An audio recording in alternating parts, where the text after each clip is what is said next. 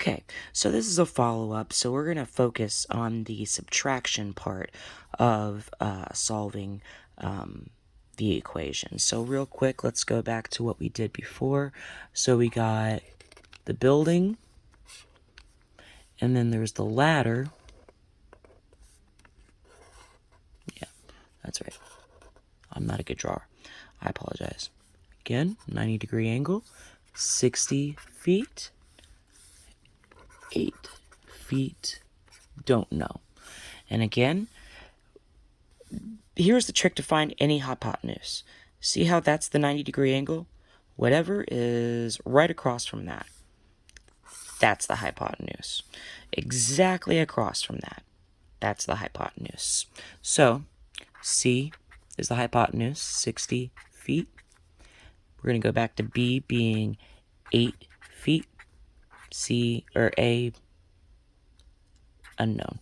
Okay, so let's go back to A squared plus B squared equals C squared. And this is really all you really need to follow right now to figure out the subtraction part, because I'm going to break it down. Okay. I'm trying to angle the camera in just a way so I can focus on writing so my handwriting isn't junk. All right. So right now we need to solve for A, right? So we need to get rid of B so we can be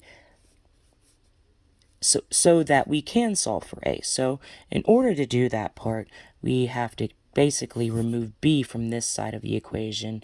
And when we do that, to make it fair, and which you'll see continued, like, and I'll show you in a minute, it always has to be whatever you do on this side of the problem, you have to do on the other side of this equal sign, okay?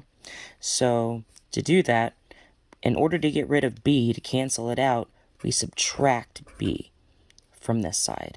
So we're going to, that's one side, little line right there. And so from the other side, we subtract B squared as well. Okay? So if you're doing a math problem, like if you're just adding like this right now could be done as a simple math problem. Okay? Because A squared plus B squared equals C squared, and you subtract B squared from both sides, you get A squared equals, because the B cancels itself out right there, equals C squared. And what's left? Oh, we got that B squared right there. That's how you subtract, or at least get that from one side. Now, let's say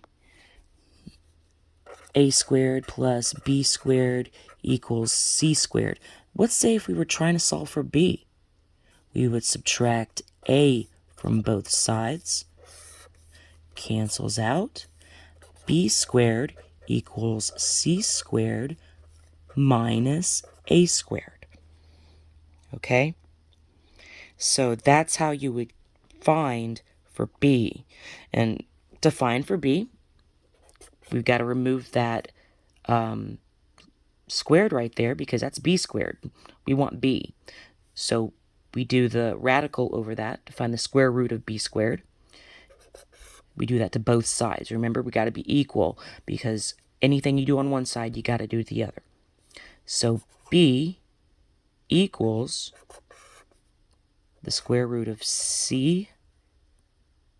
I'm sorry. Yeah, the square root of C to the second power minus A to the second power, or A squared. That's how you would find that. Okay? It's the same way you were searching for A. That's how you would find A.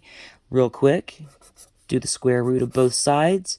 A equals C squared minus B squared. Now, if you're good at memorizing things, I'm not just saying if you are, that right here will always be how you find for A. Always, when you're using the Pythagorean theorem. This right here will always be how you solve for B using the Pythagorean theorem. Now, if you want to solve for C, it's actually really easy, because if we know A squared plus B squared equals c squared. Well, let's just flip that around. C squared, that means c squared equals a squared plus b squared. Throw the radical on top of both of that. C equals a squared plus b squared with the radical over it. The square, c equals the square root of a squared plus b squared. I said that wrong, but yeah.